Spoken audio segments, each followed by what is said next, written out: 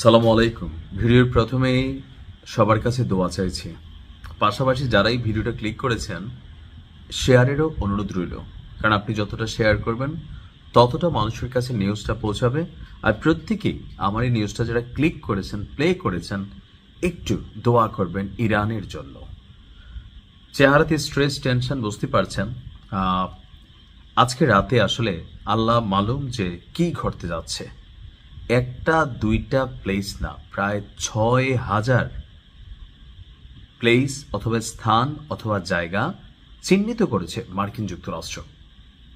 বলা হচ্ছে আজকে এ যাবৎকালীন যতগুলো অভিযান চালানো হয়েছে ইসরায়েলের পক্ষ থেকে, যুক্তরাষ্ট্রের পক্ষ থেকে, সবগুলোর চেয়ে সবচেয়ে বড় অভিযান আজকে চলবে এবং এতে অংশগ্রহণ করবে বেশ কয়েকটি টিম।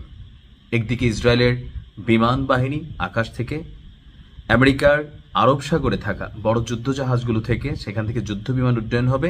পাশাপাশি টার্গেটেড কিছু সামরিক বড় কর্মকর্তা, কিছু ব্যক্তি, এই লিস্টে নতুন সর্বোচ্চ নেতা যিনি আছেন তিনিও আছেন, আরও অনেক ব্যক্তি কানেক্টেড।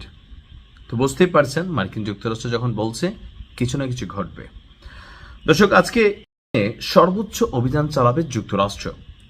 ভার্জিনিয়ার আর্লিংটনে একটা সংবাদ সম্মেলনে এই ঘোষণা এসেছে মার্কিন প্রতিরক্ষা মন্ত্রীর কাছ থেকে। বুঝতেই পারছেন, সুপ্রিম কমান্ডার, ওনার নাম হচ্ছে পিট হেগসেথ। এই পিট হেগসেথ বলছে যে আজ রাতেই ইরানে সর্বোচ্চ অভিযান চালাবে যুক্তরাষ্ট্র। হেগসেথ বলছে যে আজকে এবং তেহরানের আকাশে, অর্থাৎ রাজধানীর আকাশে সহ আরো বেশ কিছু জায়গায় আমেরিকার সর্বোচ্চ হামলার দিন হবে। আমরা ইরানের গুরুত্বপূর্ণ সকল সক্ষমতা শেষ করে দেওয়ার পরিকল্পনা অনুযায়ী আজকের এই অভিযানটি চালাবো। তার বক্তব্য হচ্ছে যুক্তরাষ্ট্র এবং ইসরায়েল যৌথভাবে এ পর্যন্ত ইরানের 15,000 লক্ষ্যবস্তুতে হামলা চালিয়েছে। আর এটাকে অনেক বড় অর্জন হিসাবে উল্লেখ করে পিট বলছে যে আপনার আজকের এটা আরো 6,000 প্লেস। এবার হতে পারে সেটা পারমাণবিক সক্ষমতা, হতে পারে বিদ্যুৎ সেক্টর। একটু আগে একটা নিউজ দিয়েছিলাম যে আমেরিকা বলছিল যে আপনার যে জ্বালানি সেক্টরগুলো বা এনার্জেটিক যে সেক্টরগুলো আছে সেগুলোকে টার্গেট করবে। এটার দুইটা কারণ, একটা হচ্ছে জনগণ উস্কে যাবে, যারা সরকার পতনের জন্য মাঝখানে আন্দোলন করছিল তাদের মাধ্যমে একটা রিয়েকশন হবে। কারণ ভাই, বিদ্যুৎ না পাইলে, পানি না পাইলে স্বাভাবিক কোনো মানুষ সুস্থ থাকবে না, বিগড়াই যাবে, গোসা হবে, এই দেখো ভাই শেষ, কোন দরকার ছিল আমেরিকার সাথে, এটা হয়তো আমি থাকলে আমিও বলতাম। সো এটা জনগণের একটা অংশ উস্কাবে। আর আরেকটা অংশ হচ্ছে যে রিফুয়েলিং ইস্যু অথবা ড্রোনগুলো বা ক্ষেপণাস্ত্রগুলো যাই লঞ্চ করতেছে, যেখানে যেটা হচ্ছে যুদ্ধ বিমান, আকাশ প্রতিরক্ষা সিস্টেম, প্রত্যেকটা জিনিস তো বিদ্যুতের উপর নির্ভরশীল। যে আমার ঘরে, আপনার ঘরে যাই হচ্ছে, এই যে ফোনের মাধ্যমে পৃথিবী দেখতেছেন, মোবাইলটাতে যদি চার্জ না থাকে, চার্জ দিতে না পারেন, আপনি পাগল হয়ে যাবেন আজকের দিনে এসে মোবাইল ছাড়া, তাই না?